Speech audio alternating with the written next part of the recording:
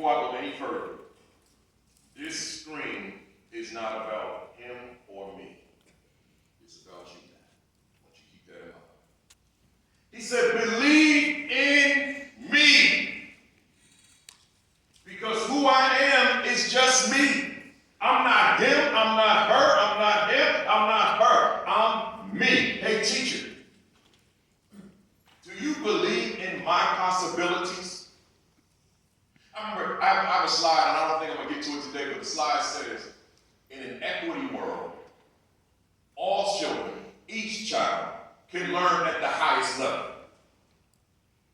Teacher says to me one day, hey, Principal Kafele, but, I hear what you're saying, but each of them have their own unique highest level.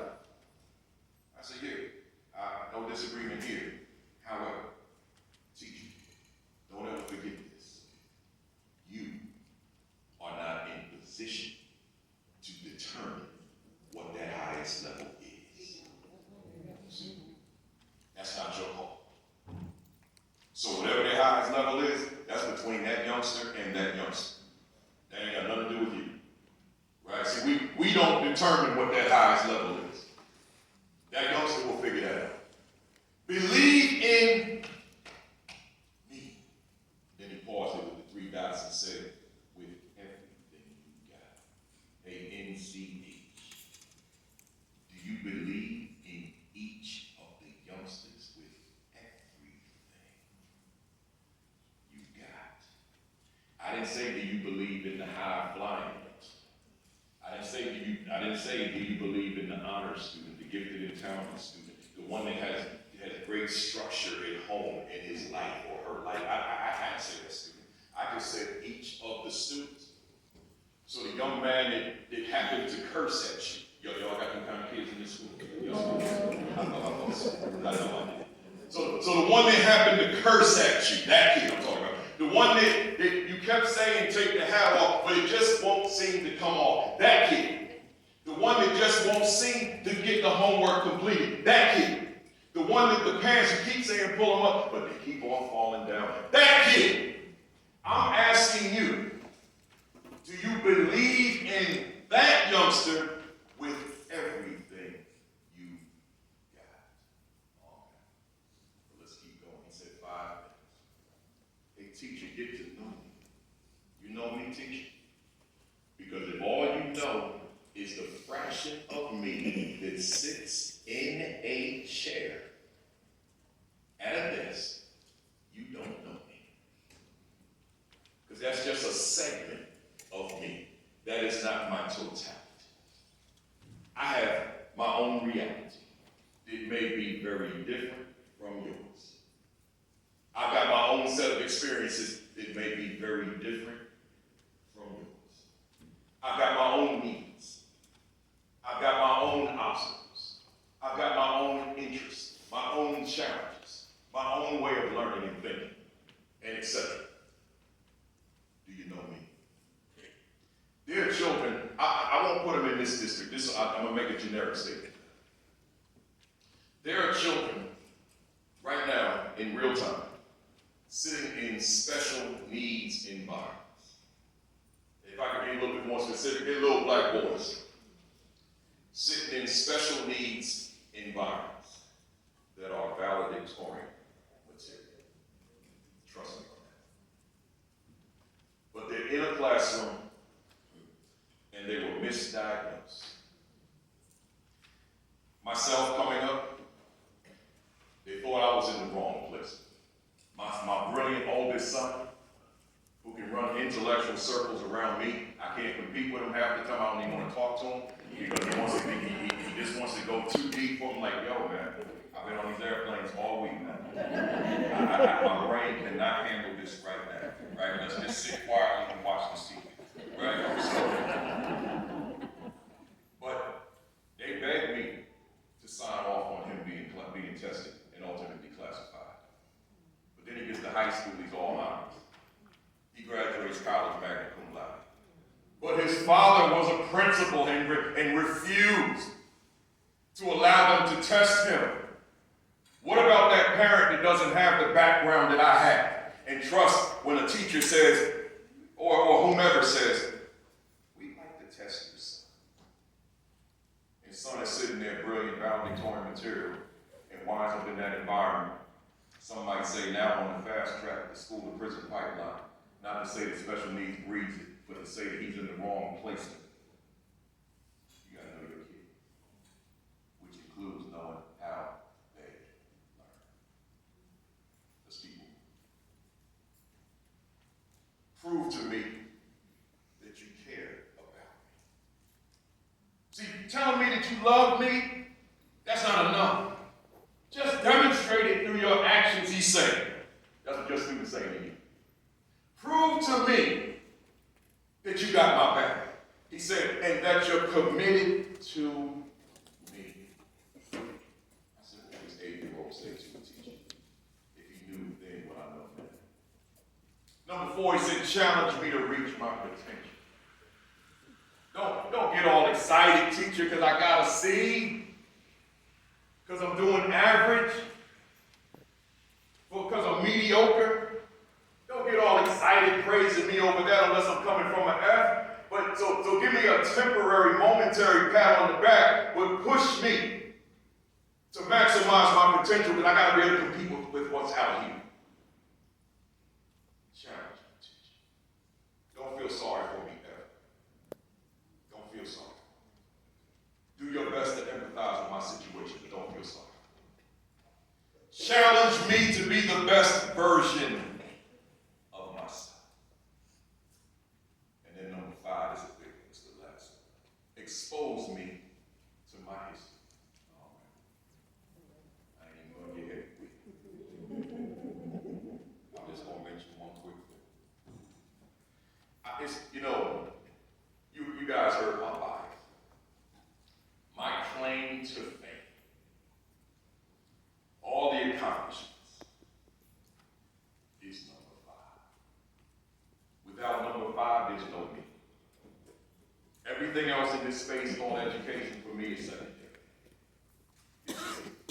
That's why that young lady, Siobhan, called me that day because of this. She didn't call me for anything else. It was this. You taught me who I am. Now, I'm not going to get political. I promise you. I never have in this space. But I'm going to say this. This is not what's called CRT, critical race theory. That's not what this is. This is just teaching the youngster.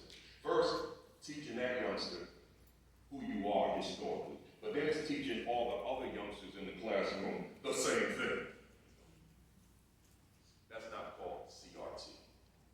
As a matter of fact, Sue, if I cut me off on this example if it's too heavy. Back in 1880, Thomas Edison hired a young man. Let's give you this brief example for those who don't know this. 1880, like just a hot second after the Civil War. He hires this young man who happens to be African American. His name is Lewis Ladder. How many of y'all heard of Lewis Ladder? Just put your hand up for me. Okay, got a handful. I need to tell you about this. It's like a need now. It was a want like a few seconds ago. It's a need now. So now watch this. So he hires this young man. He's young. Lewis Latimer, Lewis, Latino. And that's his assistant, one of his assistants. So now in 1881, Thomas Edison comes up with this prototype for a light bulb. And I'm on number 5, that's why I'm giving you this. And because there was no such thing as a light bulb. Thomas Edison comes up with this prototype for a light bulb. It was good, but it had flaws. It didn't do what these lights did. It would burn out quick. It got very hot. It burned out. It was very expensive to produce. And it was dangerous because of the excessive heat. So he had that young man working with him, who didn't have nearly the experience that Edison had, but he was a draftsman. So he talked to him. I don't know what it sounded like, but I'm just going to give it to you the way I think it may have sounded. He said, Mr. Edison, I think I said, what do you think, young Lewis? What do you think's wrong with it? What's happening? He probably said, what's happening? So what's going on, right? So what's happening is like a little bit more contemporary. So now, he said, well, I think it needs this wiring called carbon thread film. You think so, young Lewis? You think that's what it is? Yeah, that's what it needs. Okay, let's give it a shot. So Lewis Latimer puts this wire in a light bulb called carbon thread film. Next thing you know, that bulb is doing what these bulbs are doing.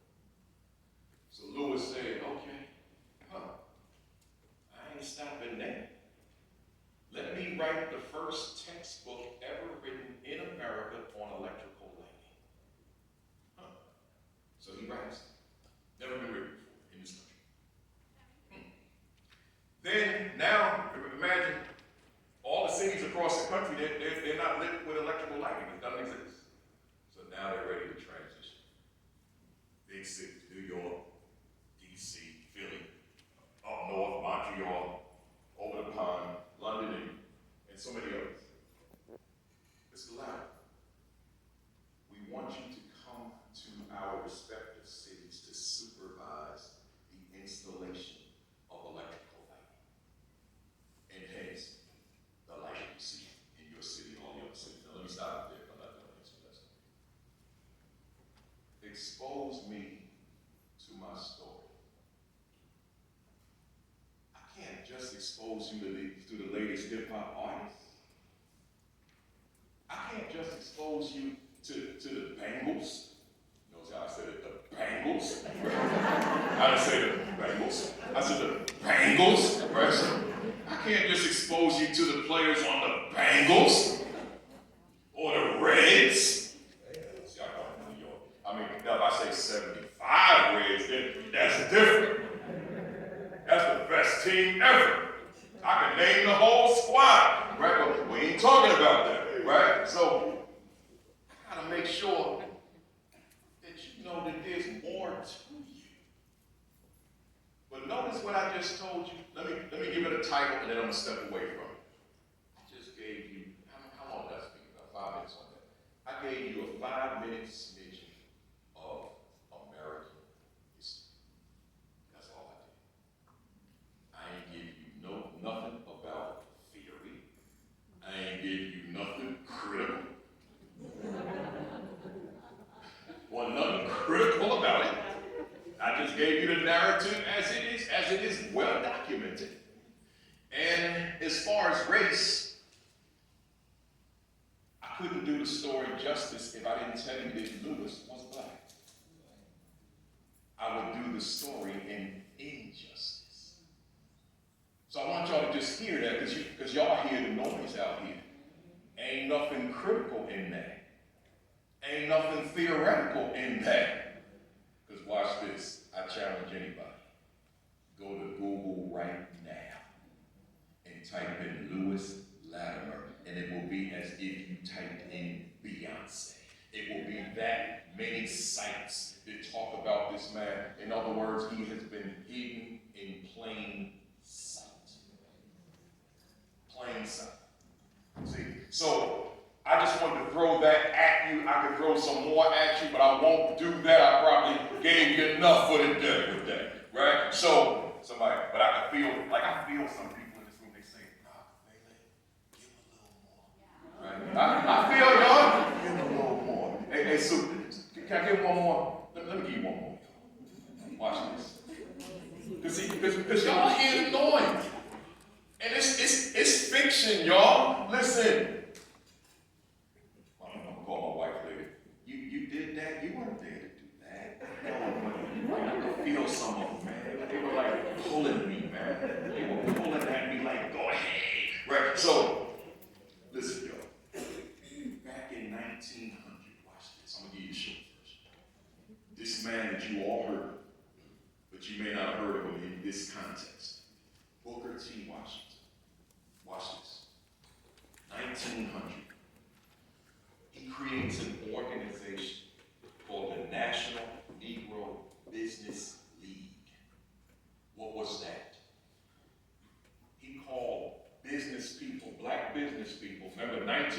is 4 years after, somebody yell it out, 4 years after what? Well, I tell you what, tell me what year. This is mathematics now. What year is it? 18? Okay, so 1896 is, Plessy versus Ferguson. You have to know that. I'm glad I'm here in this space I'm in right now. I don't mean physically, like this space intellectually.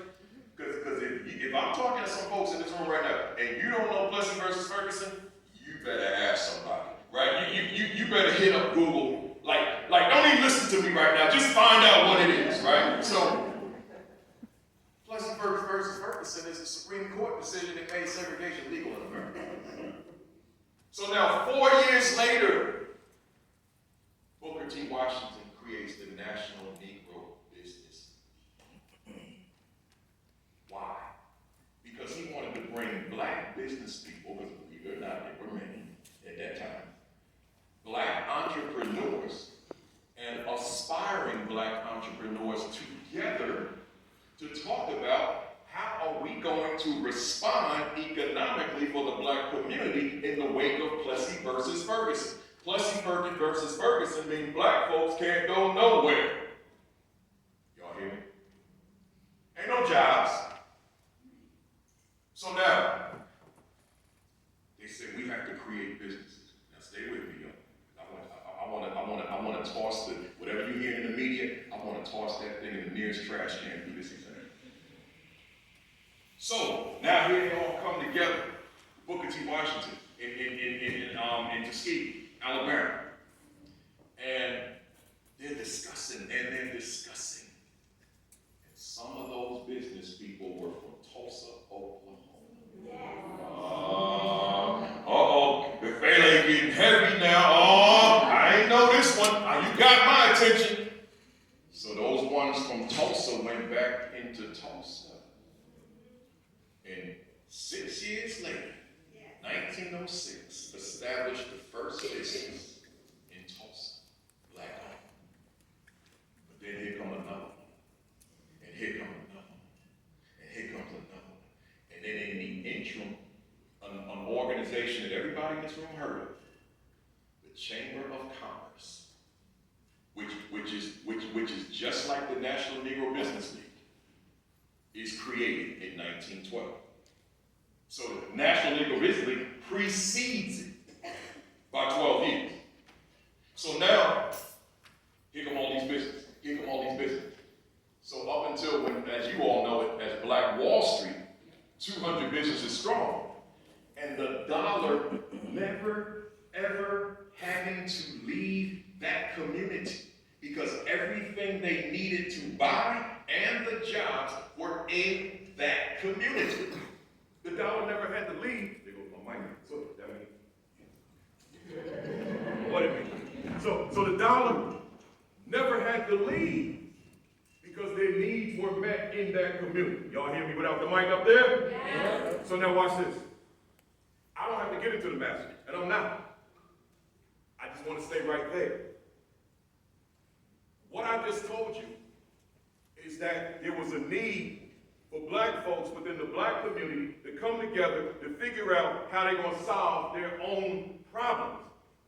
Now, and economically, so with Black Wall Street in Tulsa, but that's not the only Black Wall Street. That's just the one you know about. There's so many others in the country that emerged. So here's my point, thank you. Here's my point. I'm going to use that same ain't word I used with the other example. Ain't nothing theory about what I just told you. Ain't nothing critical about what I just told you. But with that word race, how can I tell you the story and I didn't mention race? Then where's the meaning of why Booker T. Washington had to convene these business people? It doesn't make sense now. So there's nothing theoretical there. There's nothing critical there. It's just documented, watch how I word this, American history. Notice on both examples, I did not say to you African American history. I didn't say that. I could, but I chose not to. It's American history because it happened in this country. It's just that some of you are sitting in these chairs right now, and you I know this because I've been doing this work for 35 years. Some of you are sitting in this chair right now, and you're mad. You're not mad at me. You sitting here mad. I know it. You say, man, it's the summer of August, 2021. I've never heard of Principal Kafele. I've been teaching all these years. Some of y'all been here 35 years, right? Been teaching all these years. And this man just got up on this stage and told me about a Lewis ladder, which based on what he said, I think I should have been taught. This man walked up on this stage and told me about the National Negro Business League. I think I should have been exposed to that like back in second grade. I'm a little mad. Now, why am I saying that? Because every time I do these, folks go on Twitter and say to me, Kafele, like, I feel like I've been had. I should have known what you said to me. It happens every time. One of y'all probably gonna go on my Twitter page like, yo, I'm one of them. I should have known this. Right? So, all I'm saying to you, that's what folks are calling critical race theory. That's not critical race theory. Critical race theory has never been in a school, public school in America. Never has. Never needed to be. All I'm talking about is American history that didn't make its way into curriculum and textbooks. That's all I'm saying. Enough said. Let's keep moving. What time is it? Okay. So, y'all still with me after all this time? Y'all with me? Y'all here? All right. I asked Super like I said, how long should I take? He said, I said, should I take the regular time y'all get? He said, yeah, just read the room. I'm reading the room. Y'all feel like y'all want me to go like overtime, right? So listen, so he closed it out, right? He said, hey teacher, am I at an advantage because you are my teacher? Y'all got the phones up now. I'm going to go for 2 hours, right? Listen. All right, take that picture. I want y'all to have it. Y'all warming up to me now, right?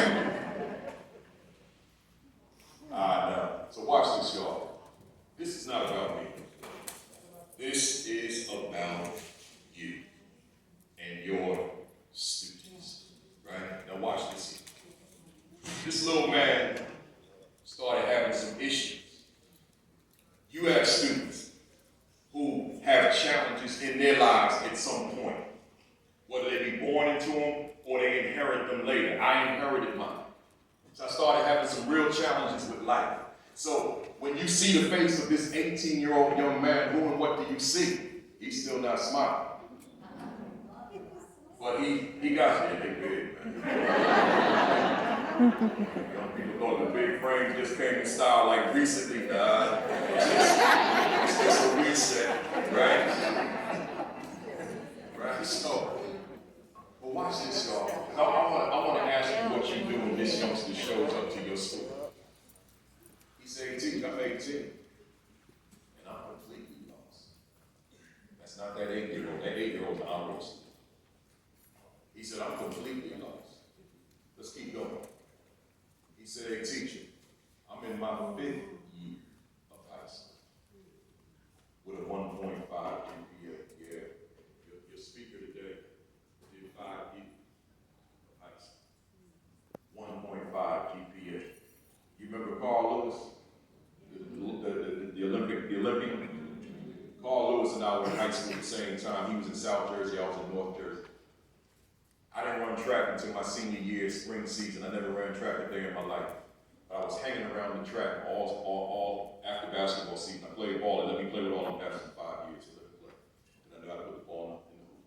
So I used to hang around the track. My buddies were on this track team in the spring of my 5th year, senior year. So on the day before the first meet, the track coach came up to me, never came up to me before. I used to just hang around the track. He said, why are you always here? I said, I'm just watching my friends practice. He said, you ever think about track and field? I said, no. He said, anything you can do? I said, I've never done anything. He said, well, you jump high. Maybe you can jump far. He knew he couldn't teach me that technique of high jumping in such a short period of time. He said, maybe you can just jump far. said, I don't know. He said, why don't you jump tomorrow to meet me? Yeah, just jump. So I ran down the runway. No technique. If those of you that know anything about the long jump, there's technique that goes with that. I didn't have any technique. I just ran down the runway and jumped. And just about broke the school record on the first jump. 20 feet on the first jump. And then I went on and became a 22-foot jumper. So up in North Jersey, Baruti Kafele is jumping 22 feet. And down in South Jersey, Carl Lewis is also jumping 22 feet. Carl Lewis goes on to college and becomes who he became.